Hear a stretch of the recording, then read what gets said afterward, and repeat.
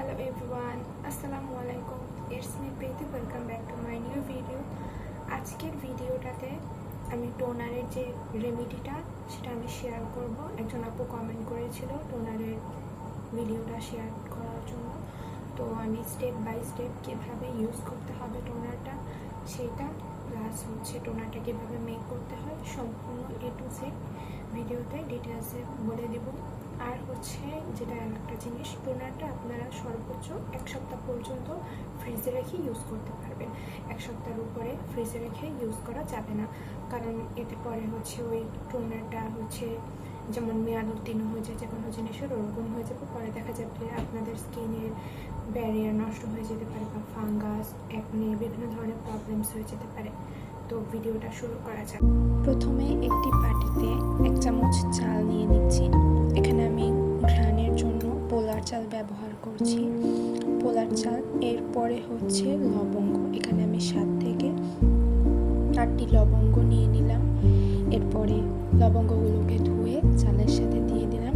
এরপরে চাল আর লবঙ্গগুলোকে আরও ভালোভাবে ধুয়ে নেব, যতক্ষণ না পর্যন্ত চালের যে সাদা সাদা যে ময়লাগুলো থাকে ওগুলো বের হয়ে যায়। ওগুলো স্কিনের জন্য হার্মফুল। তো একবার ধুয়ে নেওয়ার পরে 2বার ধুয়ে নিয়েছি আমি। এরপর আমি 1 কাপের পরিমাণ পানি দিয়ে দিলাম। পানি দেওয়ার পরে কি সুন্দর লবঙ্গগুলো ভাসছে। এরপরে একটি ঢাকনা ইউজ করব। আমার কাছে এয়ার টাইপ কোনো বক্স আমার হাতের কাছে ছিল না, তাই আমি এই ঢাকনাটা দিয়ে ফ্রিজে রেখে দিলাম। এটাকে আমি প্রায় 24 ঘন্টার মতো ফ্রিজে রেখে দেওয়ার পরে বের করে নিলাম। এরপরে আমি এই পানিটা কি সুন্দর লাল হয়ে এসেছে। এবার আমি এটাকে হালকাভাবে একটু নাড়াচাড়া দেবো যেন পানির কালারটা আরেকটু চেঞ্জ হয়ে আসে। এরপরে একটা স্প্রে বটল নিব। স্প্রে বটলটা ভালো মতো ক্লিন করে নিয়েছি। এই স্প্রে বটলটাতেই মূলত আমরা পানিটাকে ছেঁকে নেব। এরপরে পানিটাকে স্প্রে বটলে নিয়ে নিলাম। অবশ্যই লবঙ্গগুলো পানিতে দিয়ে রাখলে পানিটার কালার ধীরে ধীরে আরও চেঞ্জ হয়ে যাবে। এরপর আমি আমার মুখটাকে হালকাভাবে একটু পানি দিয়ে ভিজিয়ে নিলাম। এরপরে আমি ফেস ওয়াশটা ইউজ করে নিলাম, যেটা আমার স্কিনের বেজ অনুযায়ী আপু সিলেক্ট করে দিয়েছিল। এরপরে খুব ধীরে ধীরে আলতোভাবে স্কিনের মাসাজ করে করে ফেস ওয়াশ করতে হবে। একদমই ঘষাঘষি করা যাবে না। ঘষাঘষি করলে স্কিনের ব্যারিয়ারটা নষ্ট হয়ে যাওয়ার চান্সেস আছে, প্লাস চামড়া ঝুলে যেতে পারে। এরপরে আমি একটা পরিষ্কার তোয়ালে দিয়ে মুখটাকে সুন্দরভাবে চেপে চেপে মুছে নিলাম। কোনোভাবেই ঘষাঘষি করা যাবে না এখানেও। এরপর আমি টোনারটা অ্যাপ্লাই করব। টোনারটা আমি সব সময় একটু বেশি পরিমাণে ইউজ করি। মুখটা একদম ভিজে যায়, চুপচুপা হয়ে যায় এরকম। টোনারটা আমি ফেস প্লাস গলা দুটাতেই ইউজ করি। টোনারটা ইউজ করার পরে হালকা হাতে একটু মাসাজ করব। দেখুন কি সুন্দর গ্লো দিচ্ছে, মাশাআল্লাহ। এরপরে আমি ময়শ্চারাইজার ইউজ করব। এখানে আমি স্কিনের যে ময়শ্চারাইজারটা অয়েলি স্কিনের জন্য সেটা আমি ইউজ করছি, কারণ আমার স্কিন অয়েলি প্লাস সেন্সিটিভ। এরপরে আমি এই ময়শ্চারাইজারটা আমার স্কিনে যতটুকু পরিমাণে প্রয়োজন, আমার যতটুকু দিয়ে আমি সবসময় স্কিনে ময়শ্চারাইজার ততটুকু দিয়ে তারপর খুব ধীরে ধীরে আলতোভাবে মাসাজ করে নেব। মাসাজ করার ক্ষেত্রে খুবই সাবধান থাকতে হবে। এখানেও কোনোভাবে ঘষাঘষি করা, স্কিনে কখনোই কোনোভাবে কোনো জিনিস দেওয়ার সময় ঘষাঘষি করা যাবে না। এতে স্কিনের চামড়াটা সবসময় ঝুলে যাওয়ার সম্ভাবনা থাকে। স্কিনটাকে বেবিদের মতো করে ট্রিট করতে হবে। এরপরে সানস্ক্রিন অ্যাপ্লাই করব। সানস্ক্রিন অ্যাপ্লাইটা আমি আপনাদের সামনে A to Z সম্পূর্ণটা দেখিয়ে দিচ্ছি। আমার মাথার উপরে কিন্তু ফ্যান চলছে।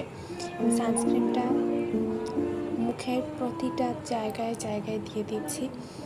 চোখের নিচে, থুতনিতে, নাকে, কপালে, ঠোঁটের পাশে সব জায়গায় দিয়ে দেওয়ার পরে এরপরে আমি খুব ধীরে ধীরে এইভাবে করে অ্যাপ্লাই করতে হবে।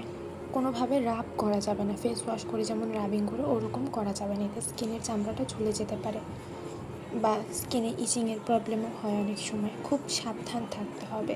যাদের সেন্সিটিভ স্কিন তাদের খুবই ভালোভাবে দেখে শুনে সানস্ক্রিন, ময়শ্চারাইজার, ফেস ওয়াশ, স্কিনের জন্য প্রত্যেকটা জিনিস খুবই ভালোভাবে যাচাই বাছাই করে তারপরে ইউজ করতে হবে, নাহলে স্কিনটা নষ্ট হয়ে যাওয়ার চান্সেস থাকে। এরপরে অ্যাপ্লাই করে নেওয়ার পরে দেখুন কি সুন্দর গ্লো দিচ্ছে, মাশাআল্লাহ।